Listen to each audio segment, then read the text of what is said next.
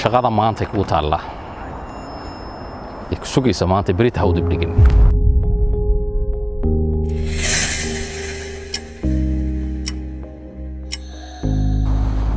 bismillaahi raxmaani raxiim.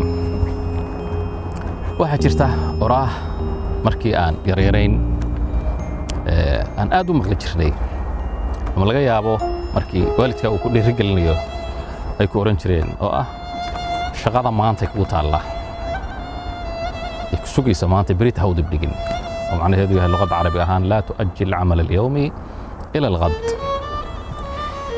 qof kastoo inaga mid ah ilaahay subxaanahu wa tacaala wuxuu geliyey maskax. waxaa ilaahay subxaanahu wa tacaala u siiyey hal abuur.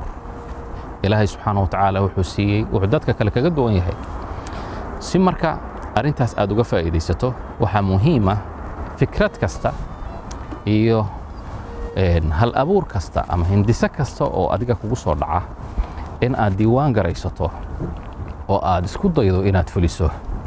intee jeer baa aad naftaada dagaashay adigoo arkay fikrad adiga hadda ka hor kaa guuxaysay oo aad marar badan ku fakartay oo aadan dhaqan gelin oo dad kale intay dhaqan geliyeen ay dad iyaguna ka faa'iidaysteen ummaddiina u faa'iideeyeen.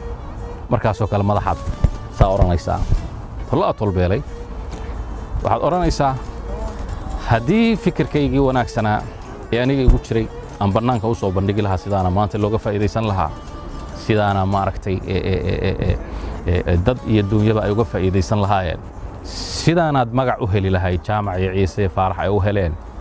maxaa kaa maqan? maxaa ku hortaagan? wax ku hortaagan ma jiraan.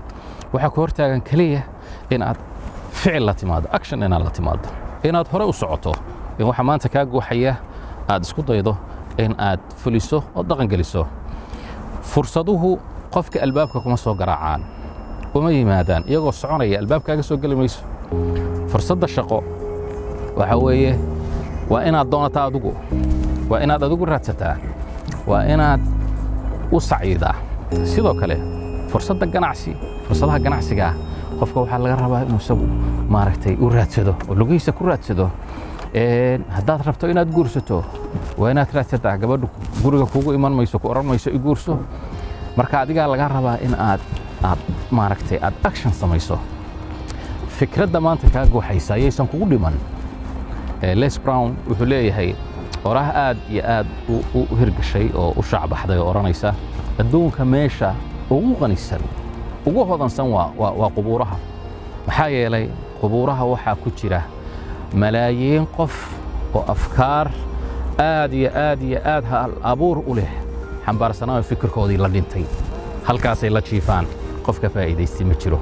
saa daraaddeed fikirkan adiga kugu jira yuusan kugu dhiman oo aadan qubuurahaas waxa weeye adduunka meesha ugu qanisana ah ku biirinay maanta lagaa faa'iidaysto. magac baad ku yeelanaysaa, dad kale kaa faa'iidaysanaya. fikraddaada magac baad ku yeelanaysaa, dad kale laga yaabaa inay ka faa'iidaystaan. waxa weeye waa hirgeli kartaa fikraddaas. waxa weeye ha baqin. maantay waad nooshahay, maantay fikirka kaa guuxaya waa hirgelin kartaa. waxa weeye intaad hadhow naftaada aad canaanan lahayd waxa weeye waa inaad arrintaas samaysaa. Soomaalidu waxay ku amahdaa intii waxa weeye laabay buki lahayd waxa weeye lugaha bugto.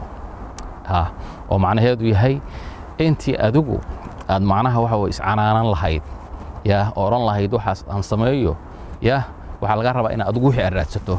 haba ku soo guulaysan haddii la doono haba ku soo guulaysan haddii la doono. maxaa yeelay haddaadan ku soo guulaysan cala alaqal dagaalkii naftaada aad ku qaadi lahayd ayaa yaraanaya.